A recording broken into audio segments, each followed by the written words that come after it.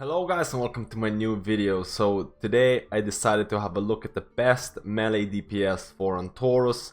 I made a similar video like this before and today I'm going to be covering Antorus. I'll be looking at multiple different aspects when deciding what is the best class. I'll be covering every single melee DPS spec in here. I'll be telling you what's good, what's bad about them, how the tier 21 is looking, and maybe what other people are using. So this is going to be using heroic Warcraft logs, it's going to be using mythic Warcraft logs, it's going to be looking at top high-end mythic progression. So we're looking at the top 5, top 10 guilds in the world who killed mythic Argus, and we'll see what kind of composition, what kind of melee composition they used. Is this going to affect you? Maybe not. Maybe you're not going to be doing top 100 mythic progression and things like that. But if you are looking to do heroic progression, if you're looking to step into mythic, this might provide you with some insight on what melee classes are doing well and which classes are changing. So there's been a lot of changes. First of all, a lot of these are my personal opinions, but they are backed up by blogs. But they are backed up by Warcraft logs and things like that. So keep that in mind. If for example, if there's a Retribution Paladin in a guild who is topping meters every time, it does not mean the Retribution is the top melee class. We're looking at thousands and thousands of log. So first of all, let's have a look at the differences. There's been a lot of changes since Tomb of Sargeras. You look at warriors, you look at rogues, you look at DKs. There's been a lot of shifting in terms of what is the best spec to use in Antorus when compared to Tomb of Sargeras. And a lot of that is based on the changes to tier 21 and things like that. So the biggest change, in my opinion, has been Windwalker Monks. Windwalker Monks, first of all, there was not, I believe there was not a single Windwalker Monk used in the top 5 guilds who beat Mythic Argus. So if you look at that, you say like, oh, Windwalkers are not doing well. If you look at the logs for Heroic and Mythic, Windwalkers are absolutely destroying. They are doing, I think they're ranked as the best DPS for Heroic and Mythic Tomb of Sargeras progression. They are super strong on single target, they're super strong on AoE. And first of all, Antorus is a mixture of AoE and single target. So Windwalkers have been performing extremely well, and that's not taking into account how well Windwalkers are performing in Mythic Plus content as well, but we're not going to cover Mythic Plus in this. This is all purely Antorus based. So Windwalkers have been doing really well. Tier 21 is decent for Windwalkers, but it becomes extremely good when you pair it up with the legendary helm, the Wind Blows, and most of the top performing Windwalkers will be using that combination for a lot of the fights. So if you are playing Windwalker for Tomb of Sargeras, where Windwalkers were regarded as one of the worst DPS specs, Windwalkers are probably right now looking as one of the strongest DPS specs. Maybe not for high-end progression. Maybe not for very high-end progression, but even then you could argue a point that Windwalkers could do really well. But for Mythic and for your average Mythic guild, for your Heroic guild, Windwalkers are super strong. Super strong, as well as in Mythic Plus content as well.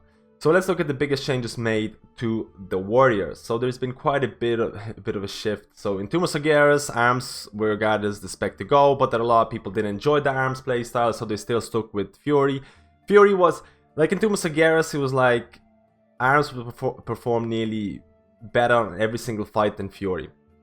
This has changed. This has changed for really high-end progression. First of all, for high-end progression, if we look at the top 5 guilds, there's been somewhat stacking of Fury Warriors and Rogues, Assassination and Subtlety Rogues. There's somewhat stacking in those classes.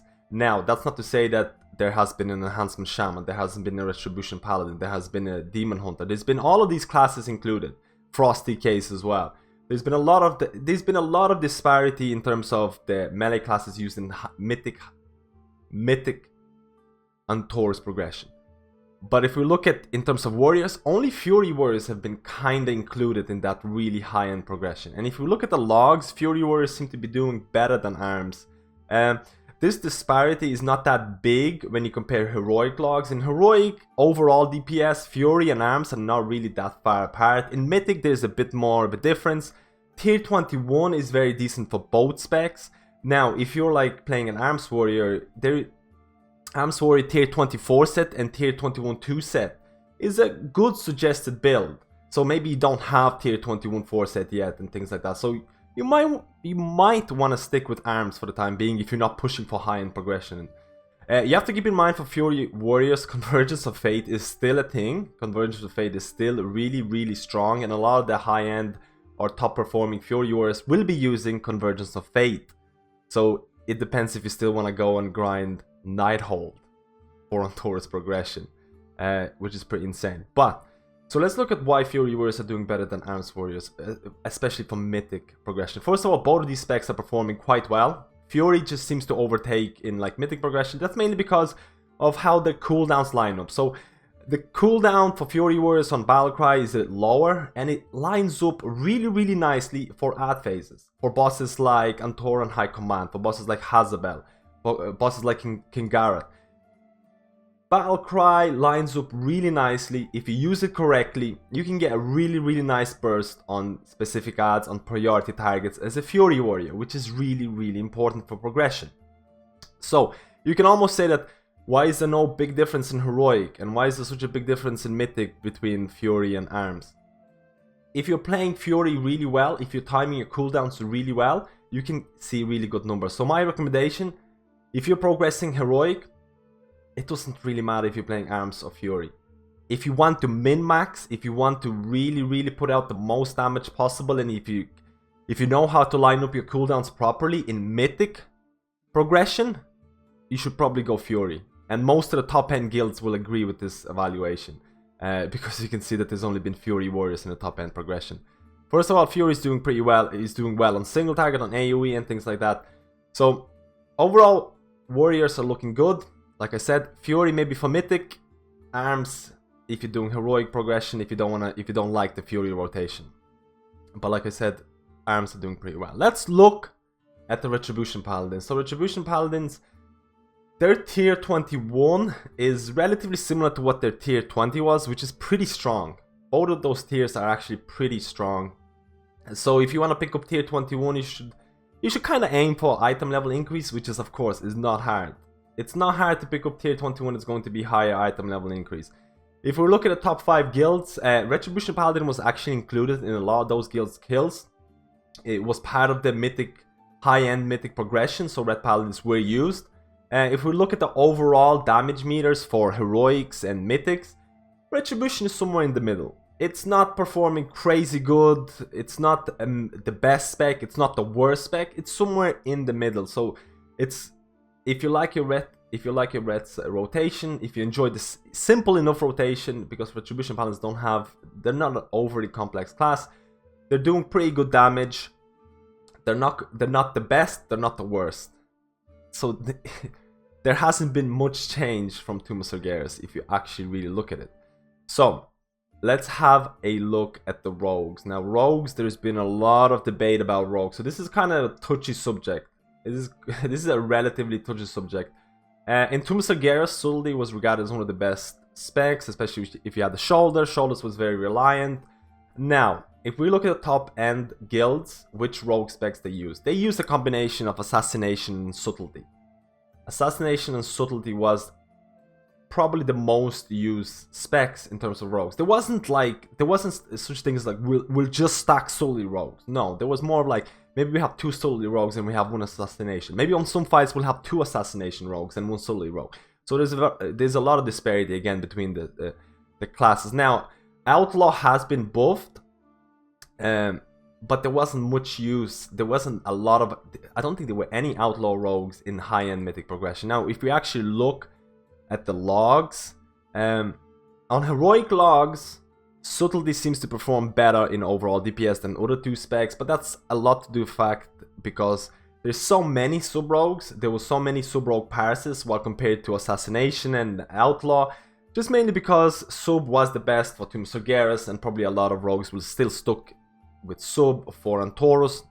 Assassination is still very strong. Assassination tier 21 is very strong. It is recommended to pair tier 21 for Assassination with tier 22 set as well.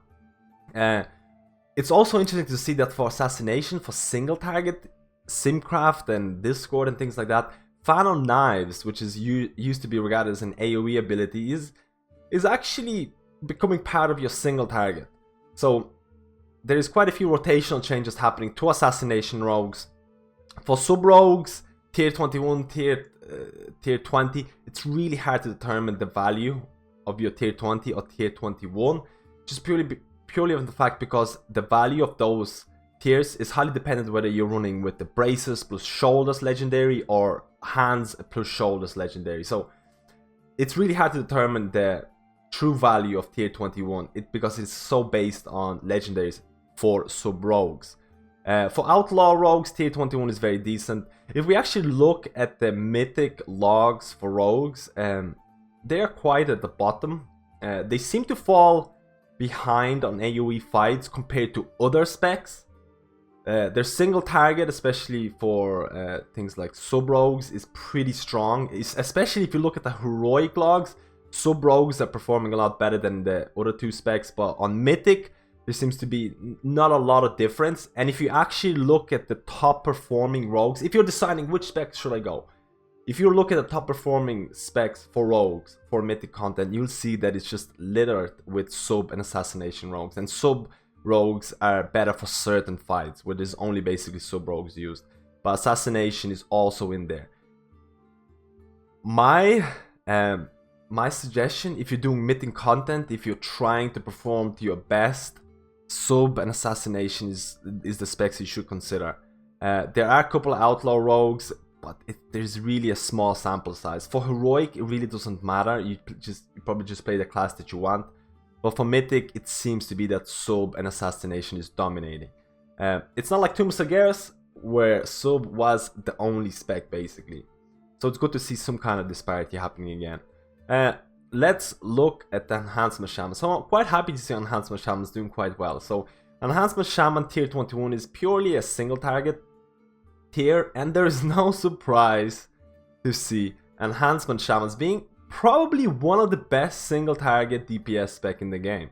It's ranking really high on single target fights like Varimatris, on Garrote the World Breaker, and it's no surprise, tier 21 is extremely strong. Now Enhancement does fall behind when there's a bit of AoE incoming from things like AoE damage needed from things like NR or Antori High Command. So if you want a single target beast, like we're talking really strong single target, Enhancement Shaman is the way to go. They fall down on the AoE, but they're doing really well. It's interesting also to consider that for the top ranking shamans in Antorus, they're mainly using, now this is just mainly, it's a general advice. You need to check out your discourse and things like that, but they're mainly using Smoldering Heart, which is the gloves plus the Eye of the Twisting Nether, which is the ring. This two legendary combo for most of the Antorus fights. So they're somewhat legendary dependent as well. But you need to keep in mind that does change for certain fights as well. But Enhancement Shamans, super good single target, mediocre AoE when needed. Now, we're looking at the class that I missed out on last time, so Survival Hunters. The reason why I actually missed out Survival Hunters on my last video is because there's such a small sample size. And I'll give you an example of this. We're looking at, first of all, there was no Survival Hunters used in the top end Mythic progression. First of all, let's look at Mythic logs for Survival Hunters. There's 407 parses for Mythic right now as I'm making this video. And Survival Hunters are ranked overall as the 6th best spec on Mythic progression, on Mythic logs in work. So this is actually extremely high. This is really good. 6th overall spec in DPS for overall on Taurus is amazing. Now let's go to the heroic logs, and Survival Hunters are bottom. So this is one of the reasons why it's really hard to determine how good Survival Hunters are based on such a small sample size, because there's barely anyone who actually plays them. This, based on the Simcraft results, tier 21 is kind of an average tier set. If you play Survival well, it shows you. It's basically showcasing that the people who do play Survival on Mythic and Taurus, they played quite well. They know what to do, they optimize their cooldowns. Survival can be a very good DPS spec. Survival can output a very good burst AoE, which you can kind of see. Their performance on Tor and High Command is not that great, but the performance on NR, where there's a bit more burst AoE, they're doing pretty well. So again, super hard to determine how good Survival Hunters are. My advice, if you go all in, Survival Hunters can be quite good. Based on the very few logs that are available, they can be quite good if you know exactly what you're doing. If you're just there, not sure what's going on, you'll be doing extremely bad. Just based on the heroic logs. So now let's look at the Havoc Demon Hunters. So Demon Hunters, if you're a Demon Hunter, you probably... There's been a roller coaster of tier 21 buffs, nerfs, buffs, nerfs. I mean, it's been everywhere. Right now, it's probably gonna change, like next day or next week or whatever, but right now the force set is sitting at 25% haste increase after channeling I-Beam. This has been changed so many times. Now the force set itself is relatively good after the buffs. There is a high chance it might be even buffed even further. Demon Hunters were used for really high-end mythic progression. There was 1 or 2 Demon Hunters. On some of the guilds opting to use 1, some guilds opting to use 2, depending on the fights and things like that. Havoc single target is looking relatively strong based on fights like Garrote Worldbreaker and Varimatras. They do fall down on AoE fights compared to other classes. I'm not saying Havoc Demon Hunter AoE is not good, I'm just saying it might not be as good as compared to other classes, or is based on the fights, things like Antorus High Command or NR, where Havoc Demon Hunters is somewhere like in mid-table, maybe even below mid-table. Overall Havoc Demon Hunters based on logs for heroic and mythic progression, they are mid-table. They are relatively mid-table class. They are somewhere similar to what Retribution Paladins, where the Retribution Paladins are sitting at the moment. Now we have to see if there's going to be tier 21 buffs or not, but relatively mid-class, mid-tier class, based on the logs that you see. Now let's go to the Feral DPS. So Feral DPS tier 21. Based on Simcraft results. First of all, I probably mentioned this too late in the video, but the Simcraft results, when I showed this graph which shows the tier 21 Simcraft results compared to tier 20, how good they are, they're only based on single target. So your tier 20 might be better for AoE, and that might not be exactly showcasing in the graph. So first of all, tier 21 based on Simcraft results for Ferals is pretty bad. It's not, even tier 20 is not regarded as really high, but you should really sim yourself. This is the general advice. You should really sim yourself which combinations of tier 21 or tier 20 you want to use for single target and AoE. I think the general advice for Ferals and Feral Discord is to sim yourself to find the best results. Now Ferals overall are doing pretty good single target. Ferals can do good sustained AoE, they can do good burst AoE, and Antorus is all about that. It's all about that, and Ferals are simming extremely high for mythic and heroic content. They're one of the top DPS classes, they're one of the top melee classes as well.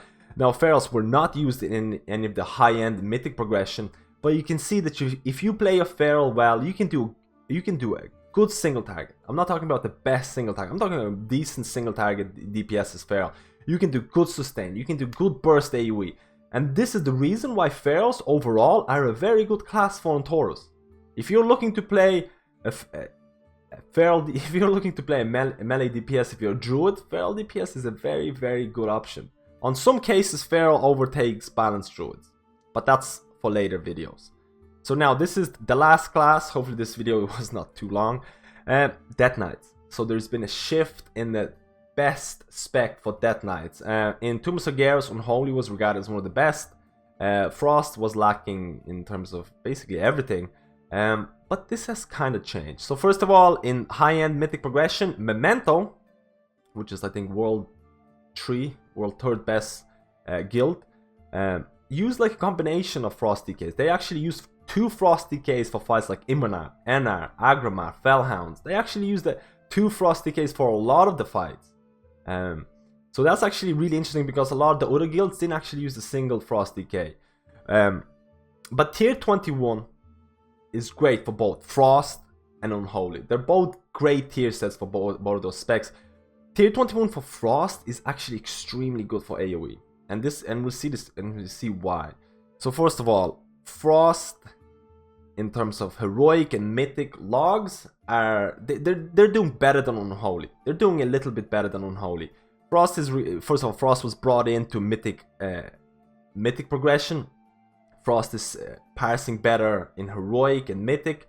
In terms of single target, Frost and Unholy seem to be very close together. If we look at fights like Barrier Matches, Gorty, Wordbreaker, Frost and Unholy are quite close together, both for heroic and mythic.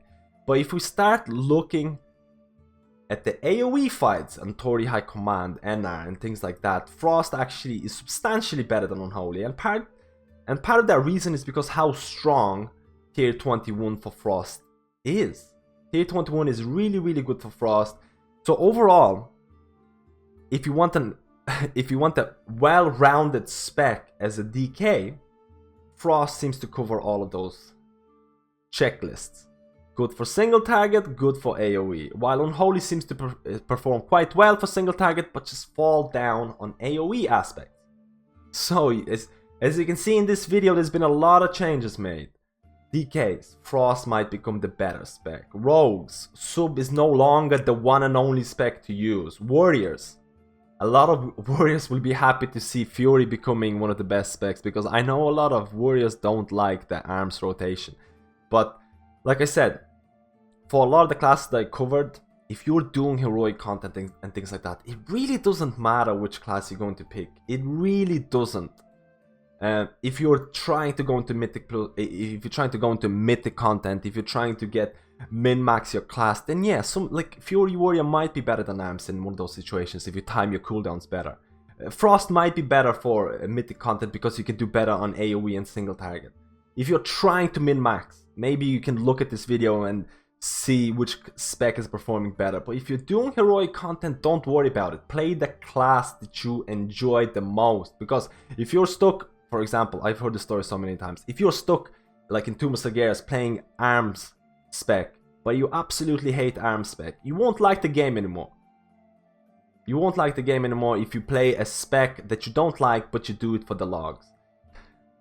But this has been my video, hopefully it wasn't too long, of overall best melee DPS spec in Antorus. Like I said before, this has been using a lot of logs, it's been using heroic logs, it's been using mythic logs, it's been looking at the top end guilds, it's been looking at the tier 21 evaluation. A lot of things can change and they will change. A lot of things might not be 100% right, because sometimes certain specs are better for that fight, certain specs are better for this fight, depending on how your cooldowns line up for ads, etc. and things like that. But thank you for watching this guide.